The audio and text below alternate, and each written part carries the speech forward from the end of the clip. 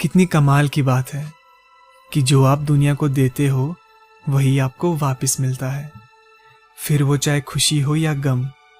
आज मैं आपको एक ऐसी कहानी सुनाने वाला हूँ जो आपको बिना किसी लालच के दूसरों की मदद करने के लिए प्रोत्साहित करेगी।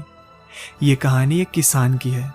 वह किसान एक दिन आश्रम के दरवाजे पर दस्तक देता है। सन्यासी दरवाज़ा खोलता है और तभी वह किसान सन्यासी को अंगूर का गुच्छा देते हुए कहता है, मेरे खेत के ये अब तक के सबसे खूबसूरत और कमाल के अंगूर हैं और मैं ये कमाल के अंगूर तोहफे में आपको देने आया हूँ। सन्यासी मुस्कुराकर जवाब देता है, मैं अभी इसे मठ के गुरु के पास देकर आता हूँ। तभी किसान खुशी के साथ कहता है, नहीं, मैं ये अंगूर आपके लिए लाया हूँ। सन्यासी ये सुनकर थोड़ा हैरान हो जाते हैं क्योंकि उन्हें इस उत्तर की कोई अपेक्षा नहीं थी।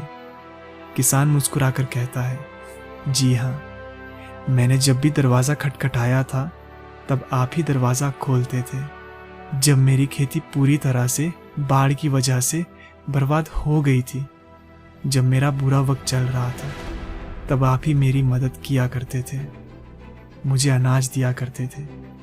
इसलिए मैं उपहार के रूप में ये आपके लिए लेकर आया हूँ। सन्यासी खुश होकर उस अंगूर के गुच्छे को स्वीकार करते हैं और काफ़ी देर तक उनकी खूबसूरती को निहारते हैं। वे सोचते हैं कि ये अंगूर के गुच्छे को देखकर गुरुजी काफ़ी खुश हो जाएंगे। इसलिए सन्यासी वह अंगूर के गुच्छे गुरुजी को देकर आते हैं और गुरुजी वाकई अंगूर को देखकर काफ़ी खुश हो जाते हैं। लेकिन उन्होंने सोचा कि आश्रम में एक सन्यासी काफ़ी दिनों से बीमार है और उसे इस अंगूर की काफ़ी ज़रूरत है। इसलिए गुरुजी ने वह अंगूर उस बीमार सन्यासी को दे दिए। बीमार सन्यासी अंगूर को देखकर काफ़ी खुश हुए।